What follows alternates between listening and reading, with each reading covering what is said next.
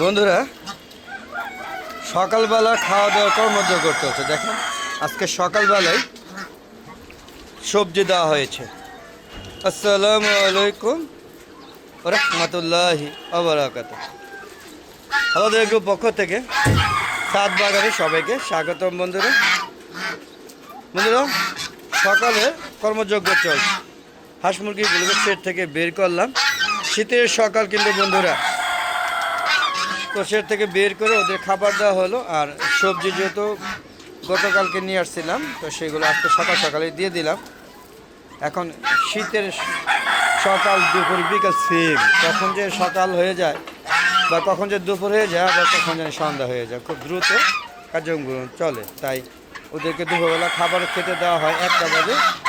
আজকে একটু দূরে যাব, তাই চিন্তা ভাবনা করলাম যে এখন এই সবজিগুলো খাওয়াই। তবে সবজিগুলো এখন না দেওয়ারই বেটার, যেহেতু আজকে সকালবেলা একটু লেট করে ছাড়া হয়েছে। সকাল 9টার দিকে হাঁস মুরগিগুলোকে ছাড়া হলো আজকে।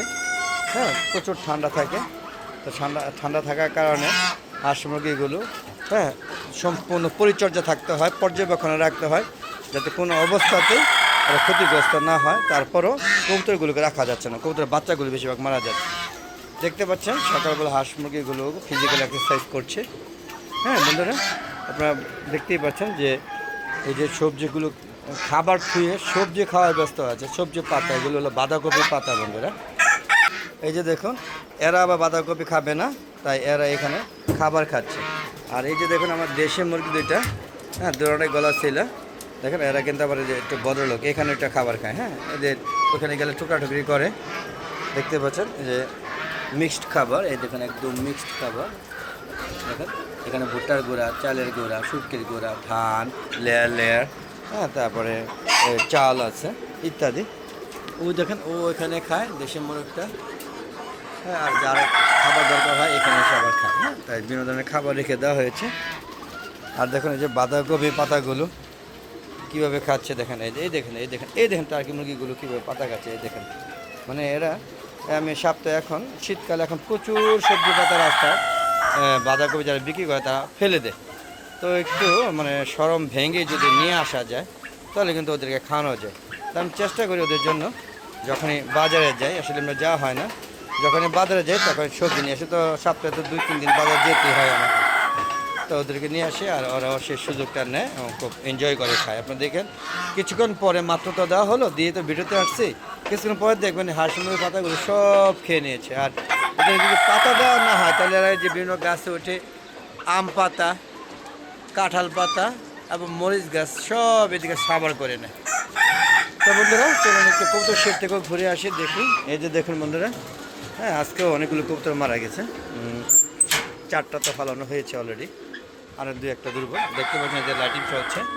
হ্যাঁ, প্রচুর ঠান্ডা মানে ওদের জন্য ঠান্ডা, আমাদের জন্য ঠিক আছে তাপমাত্রা, কিন্তু ওদের জন্য তাপমাত্রাটা পুরোপুরি ঠিক নাই। দেখতে পাচ্ছেন কবুতরগুলো অলরেডি এই যে এখানে যে খাওয়া দাওয়া শেষ করে, আমি ভিডিও করার আগে কবুতরগুলো খাওয়া দাওয়া হয়েছিল।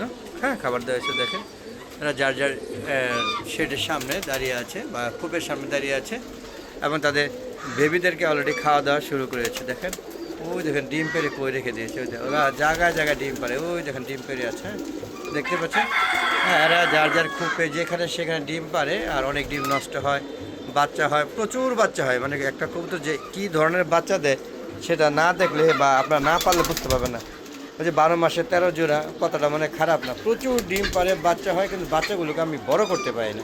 যখনই উড়ন্ত অবস্থা হয়, যখন উড়ে এই যে এগুলো এইরকম সাইজের হয়, এই যে এরকম সাইজের হয়, তখন এগুলো শুকিয়ে মারা যায়। দেখেন এই যে দেখেন, এই যে এটা মারা যাবে, এই যে এটা দুর্বল হয়ে গেছে। দেখেন এরকমগুলো শুকিয়ে মারা যায়। তো বন্ধুরা বেরিয়ে যাবো এখান থেকে। বেরিয়ে যাওয়ার আগে বলবো, যারা এখনও হালাদা এগো চ্যানেলটাকে সাবস্ক্রাইব করেনি তারা অবশ্যই চ্যানেলটাকে সাবস্ক্রাইব করে নেবেন।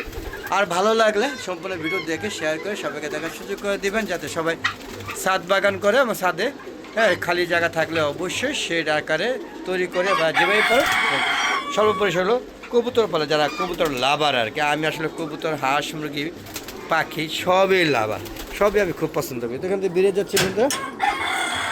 আর যদি সম্ভব হয় আপনারা ছাদ বাগানে হাঁস মুরগি লালন পালন করবেন, তাহলে আপনাদের ডিমের চাহিদা, মাংসের চাহিদা অবশ্যই পূরণ হয়ে যাবে এবং আপনাদের হাঁস মুরগি নিয়ে সময় পার করতে ভালোই লাগবে। দেখেন আমাকে কিন্তু ভালোই লাগে। আমি সকালবেলা যখনই সময় পাই, শুক্র শনি এই 2 দিন অন্তত পক্ষে ছাদে 4 থেকে 5 বার এসে ওদেরকে সময় দিয়ে ওদের পর্যবেক্ষণ করি রোগবালাই হচ্ছে কিনা বা কোনো দুর্বল কোনটাকে ওই যে গোটা এখন শীতকালে যে মশা কামড়ায় গোটা হয় এই গোটা হয়েছে ওগুলোকে ওষুধ দেওয়া হয় বেশি পরিমাণ হলে আর বাঁচানো যায় না বন্ধুরা। এই দেখেন ওরা সকালবেলা উঠে ওরা কিন্তু শারীরিক ফিজিক্যাল ব্যায়ামটা খুব ভালো করে।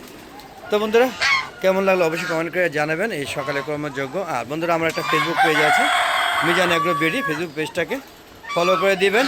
আর প্রতিটি ভিডিও সন্ধ্যা 6টার পর আপলোড করে থাকি ফেসবুক পেজে, সেগুলো দেখা আমন্ত্রণ জানাচ্ছি। আর ইউটিউব চ্যানেলের ভিডিওগুলো সন্ধ্যা 4টার পরে আপলোড করে থাকি, সেগুলো দেখা আমন্ত্রণ জানিয়ে আজকের মতো বিদায় নিচ্ছি বন্ধুরা। সবাই ভালো থাকবেন, সুস্থ থাকবেন এবং নিরাপদে থাকবেন আর ঝুঁকি মুক্তি থাকবেন।